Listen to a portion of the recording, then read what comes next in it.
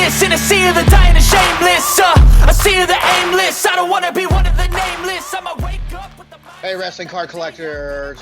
Hey, I'm back. I'm back finally in the new year of 2022 with the first episode of 2022. It's been a while, man. I just didn't know what I was going to be doing, but here I am. Got some great interviews lined up for you guys, and this is going to be a fun one right here, starting off the year in 2022 with, I got Jason Freeman here from the NAWA. How are you, sir? Yes, great, sir. How are you doing? Glad to be here. Doing great, man. And I know I reached out to you, I think a little bit last year, I think it was, trying to communicate with you because I saw that you guys were putting out some trading cards. And of course, that's our cup of tea. So I'm intrigued. Color me interested right away. Awesome. I'm glad to be here. I love the podcast. I love the video shows. I appreciate what you do with the website. I go to it a few times for a few of my checklists that I've ran through my own collecting. So. Now, tell us a little bit about your organization. Now, you are the owner of NAWA, it's like that, and those acronyms stand for? It's the North American Wrestling Alliance. We're actually on YouTube. We have a weekly show every Saturday at 12 noon on the East Coast. The NAWA was started in 1977 by independent wrestler Buddy Shane and Mike Shane was their working names. Their real name was Buddy Porter. Buddy was an NAWA guy, NWA guy. He was trained by George Becker.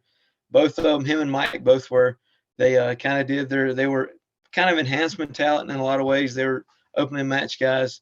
They left and went to the IWA. I don't know if you remember when they were running opposition to Crockett in 77, 78. 77, they started running their own shows. 82, Brute Bernard came in as their partner, and they actually started television. And they were running North and South Carolina and parts of Virginia. They had a weekly show that they actually filmed in it was an abandoned mental hospital in Wilmington. So I can only think of the gimmick matches that could be created from that. Oh, yeah, but yeah, they have this great studio show, but we've tried to keep the tradition alive. I met Buddy when I was a 13-year-old kid.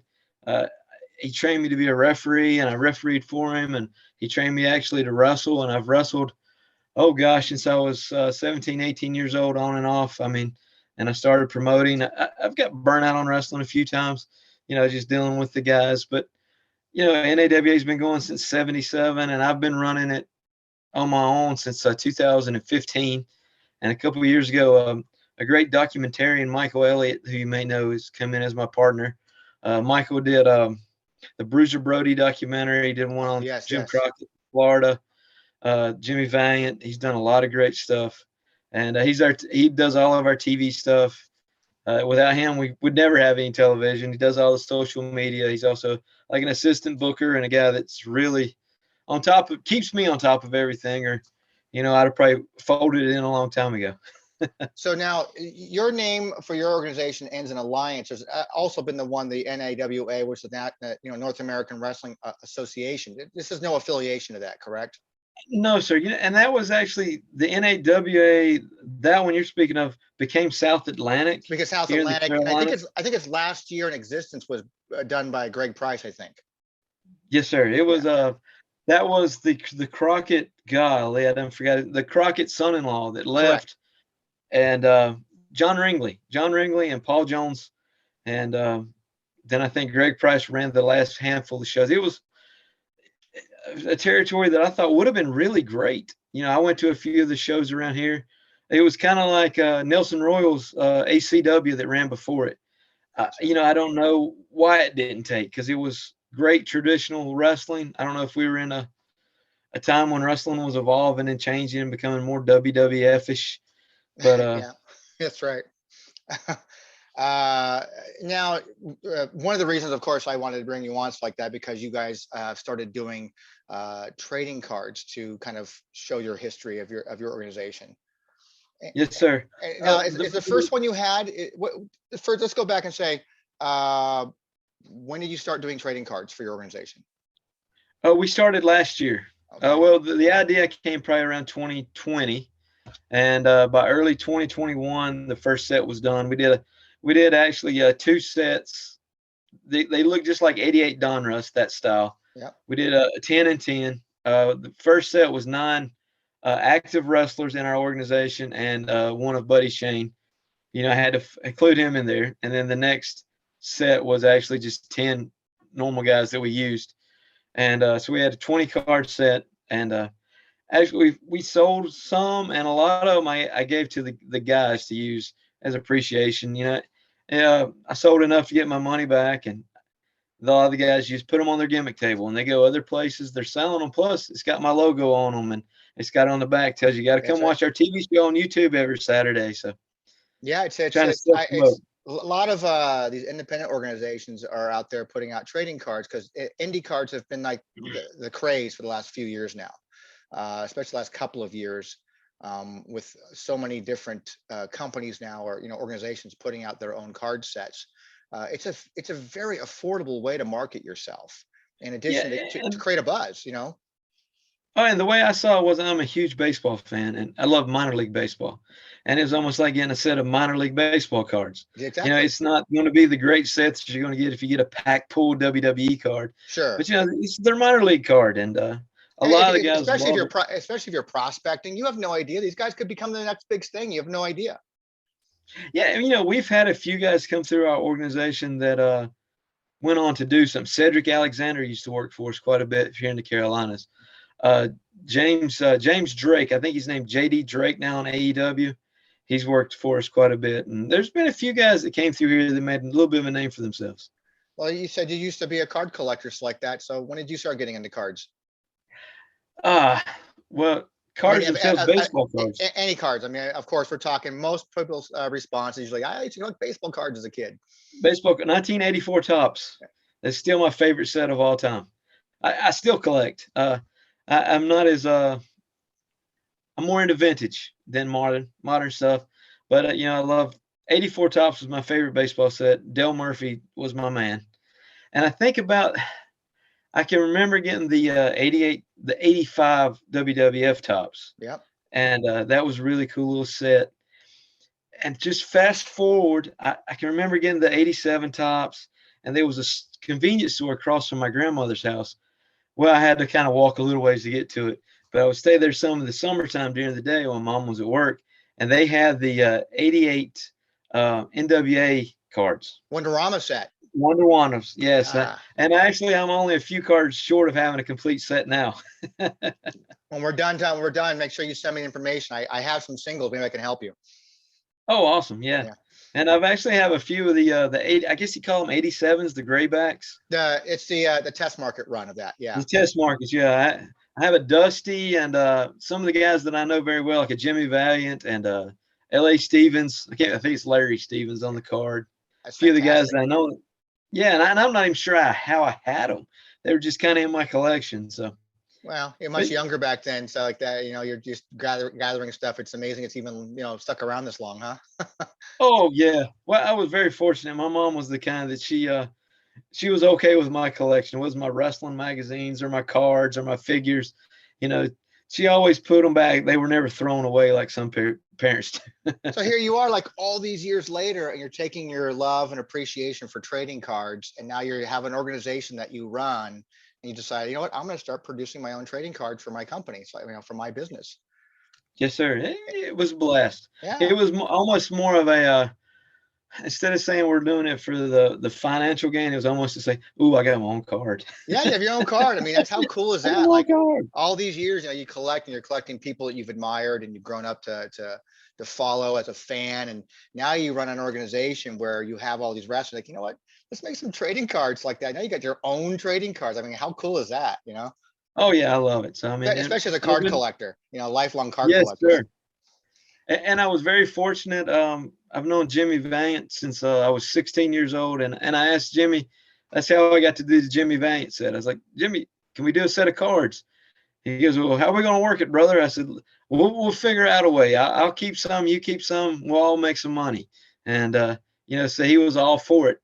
So I've used a lot of my personal connections in a lot of ways. So that's done. That was put out last year. It's a 5-card set, all featuring Jimmy Valiant. So yeah, it has a print run of only 50 sets.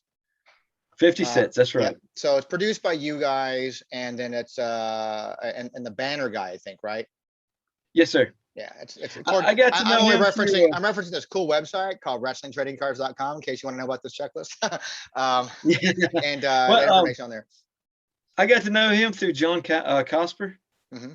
John Cosper had a few cards done by the Banner Guy, Okay. and I've actually written a few books about professional wrestling. They don't sell as well as John's, and but I knew John through. I did some research for him on the Tracy Smothers book, Okay. and John was telling me about the Banner Guy, and the next thing you know, we're kind of working with him too. So, Is that the same person who is putting out your current cards right now? yes, sir. Yeah. Yes, sir. So outside the Jimmy Valiant one, what other cards have you produced for Well, wrestling? we did the Jimmy Valiants, and then actually to finish out the set to get to 10, I did 4 George South cards. I did a George South NWA era, his PWF run, which was the organization he owned. One as him was the Cruel Connection, and George South, where he won the AML title a few years ago. And then we did a Chief J Eagle card. So if you're anybody in the Carolinas has heard of Chief J Eagle. So these 4 other additional cards you're talking about you did, is that part of the Jimmy Valiant set or a completely separate set by itself? Well, I numbered them 1 through 10, so it would actually be to finish out the Jimmy Valiant set in a way.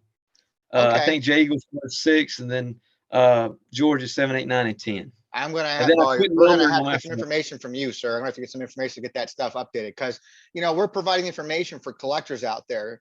If someday someone wants to take one of your amazing cards and go and send it to PSA or Beckett or SGC, whoever, they get graded. We kind of help in that market where we kind of authenticate it and say this is a legit card. It's real. It Oh, wow. exists. And so yeah, I'd love to get the information from you. If you have images that I could use for the checklist to let people know what they look like, I'll Yes, link sir. it I'll right. get you all that. I'll link it right back to wherever you want me to link it to. So if it comes to future sets you ever want to put out, they can buy direct from from you. Oh, awesome. I'll be Uh, more than grateful to do that. And then They were actually a 50 card run too. So there was only 50 of each of those made too. I got to get the information because my checklist only shows those 6 cards and that was it. Oh, okay. And then Yeah. on top of that, right after I did that one, I did one for Bill and the Mulkey brothers. Oh yeah. I met them I've at known Bill for a I think while. I met them once at the NWA Legends Fan Fest once in Raleigh. Oh, and I know Bill, and Bill's a great guy. Bill lives pretty close to me. Actually, shout out if anybody's listening. Bill just had a heart attack a few weeks ago, actually. So, Doing but he's okay? been Doing better? doing better. He had a heart attack, got a urinary tract infection, and COVID all in the same week. Wow, But talk about it. Talk about a shitty week. well, yeah, when he survived all that, he's doing great. But Bill went to work for FedEx, and he always told me that FedEx did more harm to him than all those crazy bumps. They were so nice. They were just randomly walking around. This was a Greg Price run event back in the day, probably like in 07, 08 time, whatever it was. And they were walking around. I just happened to have an actual magazine, 8x10 of them from a magazine, and they signed it for me. Well, Bill's one of those guys that he is truly taken aback, and he's honored when people remember him and want to talk about any of that stuff. He don't understand why anybody cares anymore, but it really makes his day when people say something to him. It's fun. It's a fun thing. I was for my autograph seeking days back when I was doing that, getting 8x10s, and because my buddy David Porta, who's a co-owner of WrestlingTradingCards.com, Greg would reach out to David and myself and say, hey, here's our lineup for our next show we're coming out next year. Do you guys have any great images I can turn into 8x10 so I can sell it at the table for fans? And so we'd send him all these 8x10s, images, and he would use some of them, and we get a little bit of a kickback and like a cheaper little bit, VIP pass, but we fly our asses out there, get a hotel room and ourselves, and enjoy the weekend and meeting all these legends all the time. That's how we met. Oh, yes, sir. Became good friends with Bill Eadie and Barry Darso, and got to be good friends with meet Bruno Sammartino, and all these legends we got to meet and stuff like that, all because of that show and getting autographs. So we'd find cards around there once in a while, and pick up some cards and get information. So I do miss those days. Oh, yes, sir. It's fun. But so I would definitely get the information from all your 2021 stuff. Now you have a new card. You have a Tommy Young card, and he's also always at the old shows and the Legends Fan Fest stuff. I think he does the Gathering too now. I think through Marty. I think, right? Yes, sir. Yeah. The way The way I did that was actually through the banner guy. I had an idea of putting like the white strip on a card, and we talked about it for an autograph. And you mentioned his name. I actually called a guy that I've known for a long time was Bill Eady, and I said, sir, what if I there it is. Yeah. But I said, Mr. Eady, I said, what if I made a card and we'll print 100 of them, and I'll give you some and you sign me some. And that's how that one started. So we did 2 with Bill. And then I've used a lot of my other connections. So we did Bill, and then, gosh, now I'm drawing a blank. Tommy Young.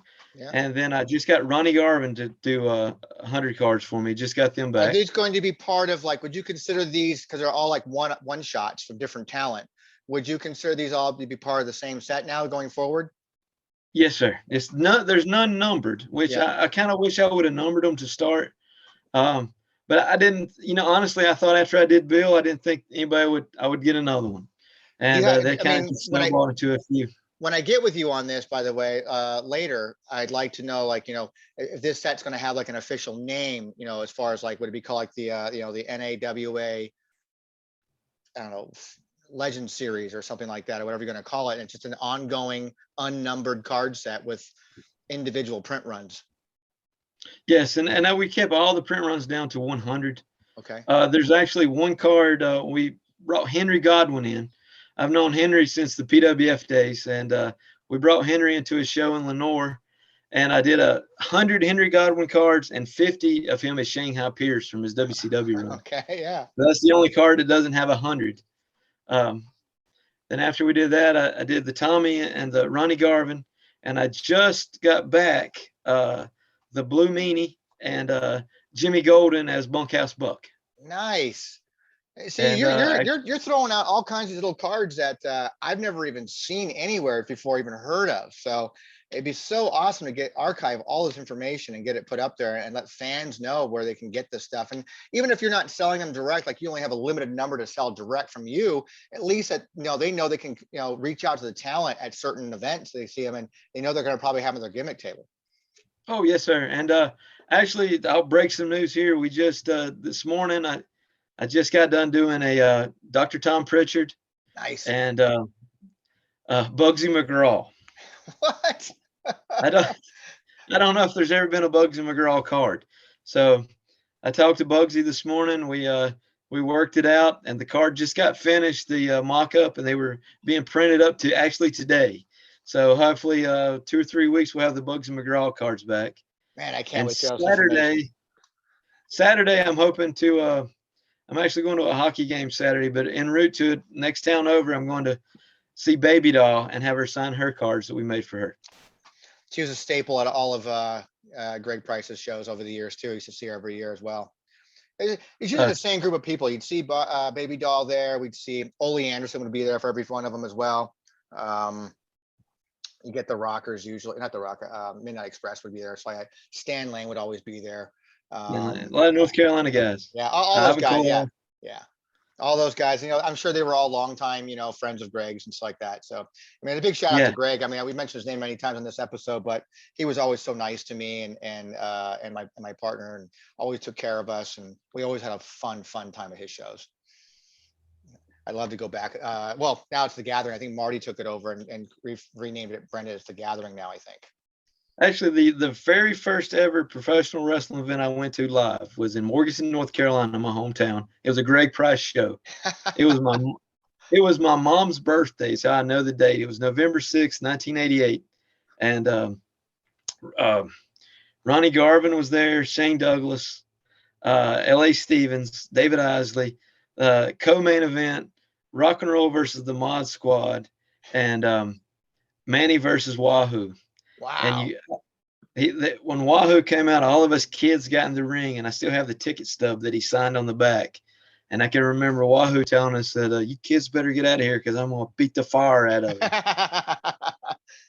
you. And we were scared to death, and I got to meet Wahoo a few years later at an NAWA show, 95, 96. He was still doing stuff. And I got to tell him the story, and it seemed like he actually cared to hear it, which meant a lot to me. So yeah, that's always nice when you meet a talent like that and they're genuinely interested in a memory you want to share with them? Because I'm sure they, in my line of work that I do too, with in the booking business, I see these fans come to the table, and sometimes the talent's not so nice to them, and they're like, just kind of like, yeah, it's kind of thing. But when you have someone who like genuinely cares and is like, that's so amazing. You've been a fan of mine for all these years. It's just an amazing story to hear. It's just so cool. I remember that event, kind of thing.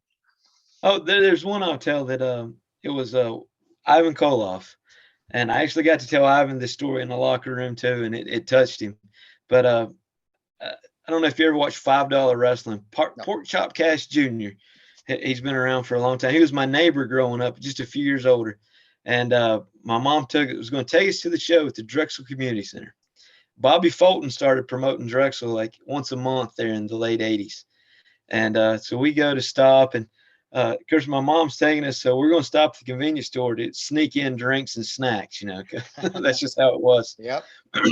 Me and James are back there, and we're getting ready to walk up to the front, and Ivan Koloff walks through the door. And we're 10, 12 years old. We stop in our tracks, absolutely scared to death to even move because the Russians going to kill us. Yeah. And we hear him. He's asking, "Where exactly is this community center?" But we were too scared. I mean, my mom was like, "Come on, let's get up here." I was like, "No, no." You know who he is? He's the enemy. He's Russian. He would probably kill us little American white kids. No. And I got to tell Ivan that story when I was 17 years old, and he giggled and he laughed, and he acted like it really touched him I guess he had scared us or made that kind of impact on us. Yeah, he did his job well. Yes, sir. He sure did his job well. When they can pull out that gimmick and make you feel an emotion one way or the other, the job was done well. Yes, right. That's right. So it's so cool. There's so much history in your area when it comes to wrestling. I mean, that area is just, again, rich with so much history, and trading cards alone have been a big part of that too in that area, with the Wonderama set that you were talking about earlier. Yes, and just, obviously the tops, 85, 87 top sets that came out. That was a national release, of course. And now here you are carrying on tradition all these years later, making your own trading cards, introducing, in those days it was so great because you could, wherever you went, you could buy a pack of cards. If your mom stopped to get gas, you could 50 cents, you could have a pack of cards. And and now you got to kind of hunt for them at Walmart if they have them, or the hobby shops. Or you're lucky. You get like me, you get lazy and you order them online and stuff. And I feel guilty sometimes not trying to go to a hobby shop, but you get busy, and it seems to be the easiest way to do stuff. Sure. I mean, earlier you mentioned that, you're more of a vintage kind of guy. So do you personally go back and collect old wrestling cards? Do you have a wrestling card collection yourself? Besides the Wonderama we talked about, but do you have other stuff as well? I think the 85s and 87 tops, I'm missing just a handful. I was going to try to collect the 85 O-Peachy set, and I gave up on that one. Ooh, yeah. The 82 Wrestling All-Stars, I have a handful, and that of maybe 10, and that set's got ridiculous. There's no way I could ever afford the Flair or the Hogan or the Andre. Never say never, sir. Yeah, that's true. You're in the wrestling business. Never say never. Never say never. Yes, right. But and I've got a few of those, and I actually do enjoy now. If I get some of my cards, my older cards signed by legends. I mean, I appreciate having a lot of that stuff. You see some of the guys around at some of the conventions, or even work with them on shows. It's always really neat to have those cards. So that's really what I collect. Then you don't do any modern, any kind, like you've never collected anything from the current products of anything right now? Honestly, no. My son will collect some of the stuff. I love to look at the heritage sets when they come out, because they, the old school look. Yeah. I thought about the AEWs once, but honestly, I don't watch that product. So yeah, if you don't watch it, why would you collect it? Yeah, I like some of the guys. I guess they were the Revival. Mm-hmm. They were actually just here in Spartanburg last weekend. They worked the Rock and Roll Express, sold the place out. Nice. So, excellent. How often do you run events? I usually once a month. I've kind of slowed down a little bit now. I'm actually doing some ring rentals and working with a few other guys. We have a big show coming up at the end of April for Crime Stoppers here in the Caldwell County area, which is the next town over. We're going to have some legends there. We're going to have Bill Eady's coming up, Nice. Rock and Roll, Baby Doll, Barbarian. And I work on a few shows. I'm getting ready to work a show for my friend Michael Elliott, who actually helps me, but he's doing his own promotion in South Carolina. And he has the Hardy Boys and Arn Anderson's son coming up at Nice. March the 19th in Clover, South Carolina, at a big high school show, raising money for the football team, I think. Okay. So, nice. Not to break kayfabe, but I wrestled the principal last show, and I think I got one of the teachers this time. So Gonna be teaching all them some lessons. Hey, you make them look good, and everybody's happy. That's right. That's right. So, so you're going to continue to doing these trading cards going forward. Sounds like you're having fun with it. Oh, I'm having fun with, especially in my autograph series. And like I said before, I've never done any of this stuff to try to get rich or get rich slow, any of those things. It's always been like the Bugsy McGraw I was talking about. I was like, man, I'd like to have a Bugsy McGraw. Well, hell, I'll just call him.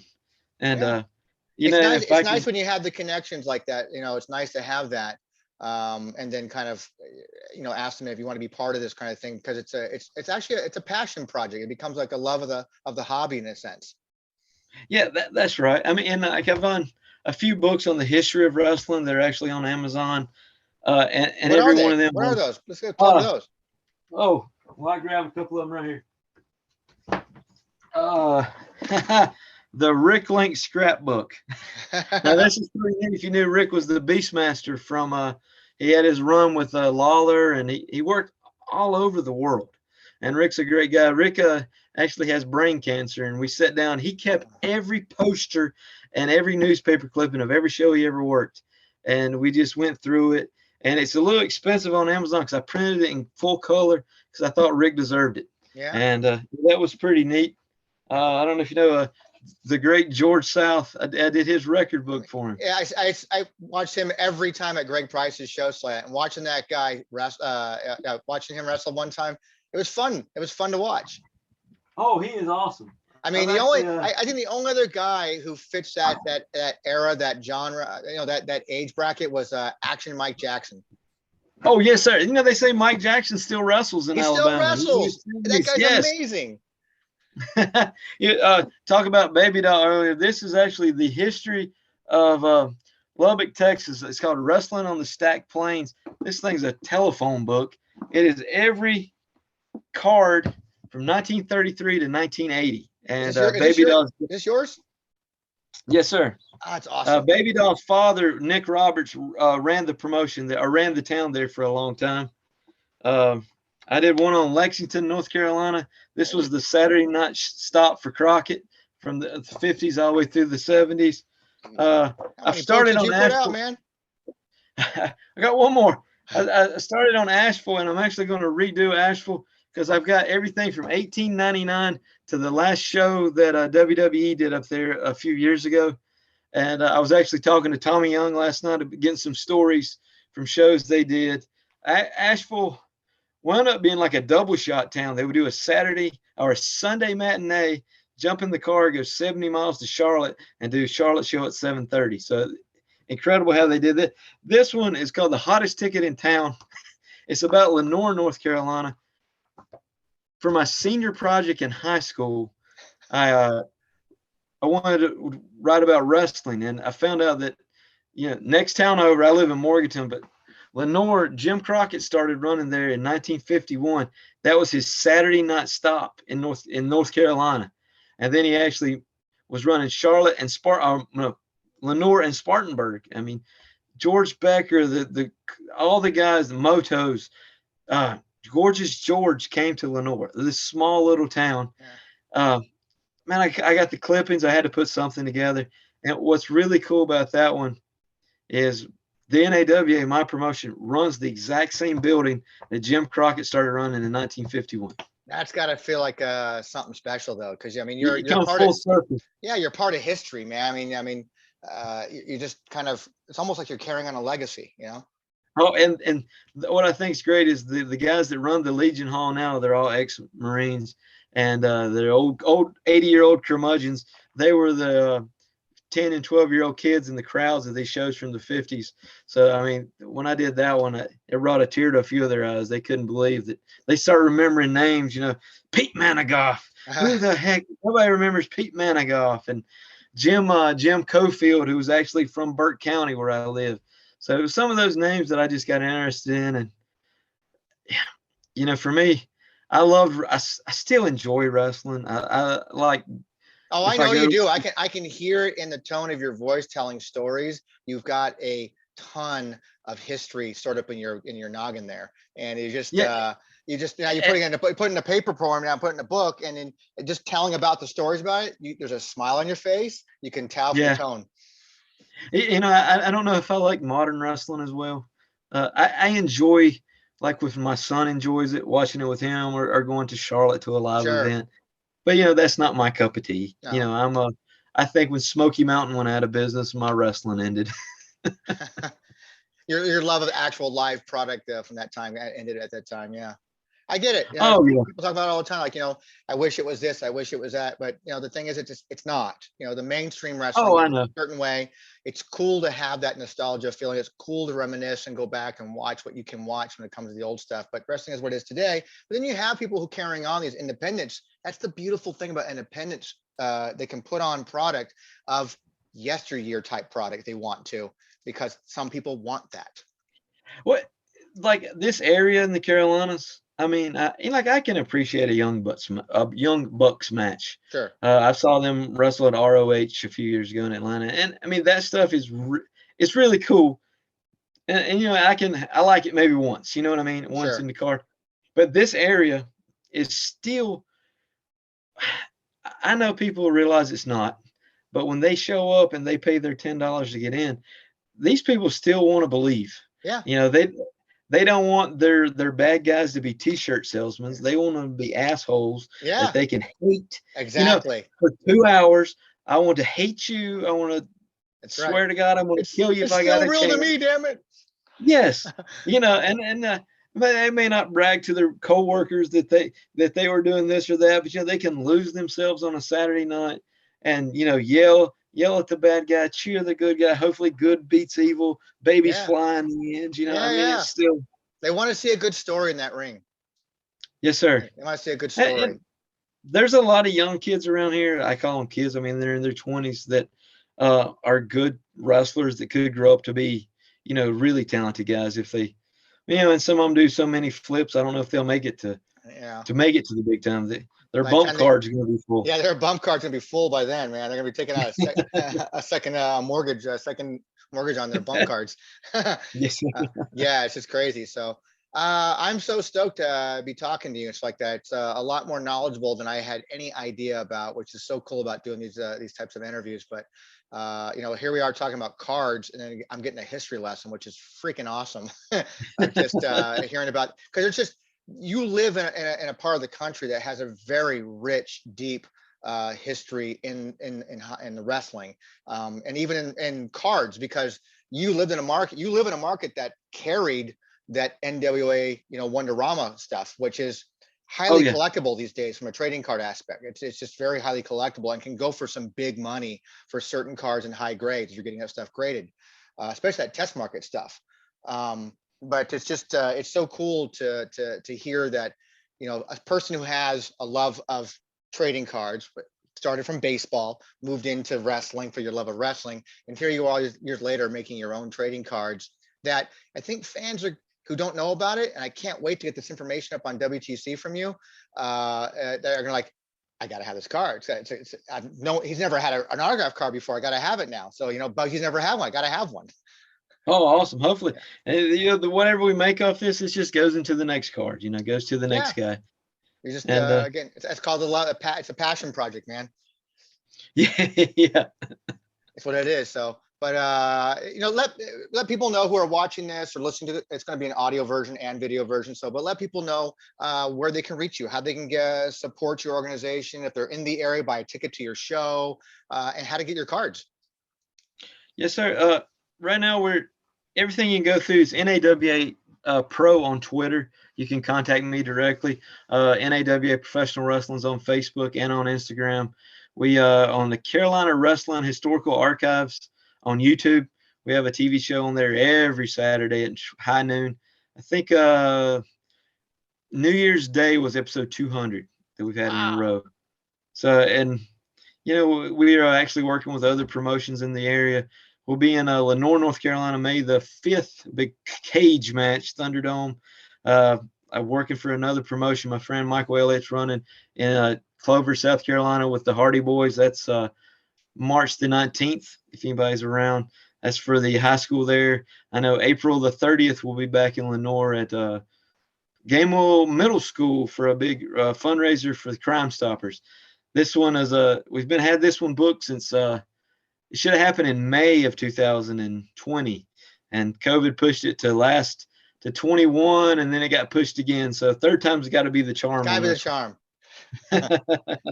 I feel your pain on that, man. I told you off air, things I've been doing, outside of this kind of stuff is we've all got hit by the COVID and the pandemic stuff. So things have just kind of been pushed and pushed and pushed, and you got to be creative and try to reinvent yourself in a certain way during that time frame. And the world's starting to open up again. So we're kind of getting back to a little bit of normalcy, I think. And so it's kind of cool to see wrestling events taking place again, conventions taking place again, fans being able to go out and be entertained by what you do. Oh, yes, sir. I think people just want normalcy again. Like I said, maybe just hang out a little bit, talk to you. It's funny how, I'm a season ticket holder of the Hickory Crawdads. And I think of that as the same thing as like the wrestling show where you maybe not be their friends normally, but then you show up together all the time and that's your buddy. And the next thing you know, you got a friend or a pal, or you got a 30-year relationship with some guy over a sport or something. Yeah, so you said minor league baseball for you, you said. I used to be a season ticket holder for minor league baseball as well out in California called the Rancho Cucamonga Quakes. Oh, awesome. I've heard of the team, yeah. So it switches every 5 years. They're a Dodger affiliate. They're an Angels affiliate. Dodger affiliate, Angels. So they keep every 5 or 6 years or so. But I left that and became a hockey fan, and I became an ECHL and then eventually an AHL affiliate called the Ontario Reign over in Ontario, California. So I'm a hockey fan myself. So, but you have friends that they're your sport friends from that event, and that's all you see them as at that event. You have a drink with them, you talk about, their life, they know your life, kind of thing. You see them, but that's it. And you wait till the next season, see them again. Oh yeah. Where the hell you been all year? Yeah. How was your off season? Yeah, we're actually big hockey fans out here too. We're Carolina Hurricanes fans, and try to go to see the minor league team, the Charlotte Checkers, quite often. Yeah, we've faced you guys several times before over the years. Come out to California. I'm in Arizona now, so I usually go see, like Saturday I'm going to go to a Coyotes game. We're the worst in the league, so I'm always rooting for other teams. So it doesn't matter. That's all right. Hey, Saturday I'm going to be with the Canes and Devils. We're going to be there live. So I don't even know who the hell we're seeing. I have to ask my wife. So we're going to be seeing. It's going to be Coyotes versus whoever's beating them. But it'll be fun. I just enjoy watching hockey. So. But Jason, I really appreciate your time coming on. I know because the time difference, it can be a little crazy. So, but I do appreciate it. And I can't wait to see other cards that are coming out from you over the next several months and years, hopefully. And I'll correspond with you through whoever best email or through Twitter against like that, and get the information I can from you to really help update the checklist and, get the names of the sets, print runs, whatever you can provide for me that I can make it easy for collectors. So, hey, thank you for everything you've done for me and everything you've done for the wrestling card community. I appreciate it. Thank you. Without your website, I think we'd all be lost. Thank you so much. And for anybody listening or watching, you want to get in touch with us, you can, find us on WrestlingTradingCards.com. Everything that you need to know is there as far as how to get a hold of us and all of our social media accounts, Instagram, whatever the cool kids are doing these days. So, just check us out. Check out this episode. Give us a review, like, comment, share, and subscribe. Definitely subscribe, please. It doesn't cost you a dime. So, and then, check us out. So, I do, again, appreciate your time. And, with that, I say we're going to be out.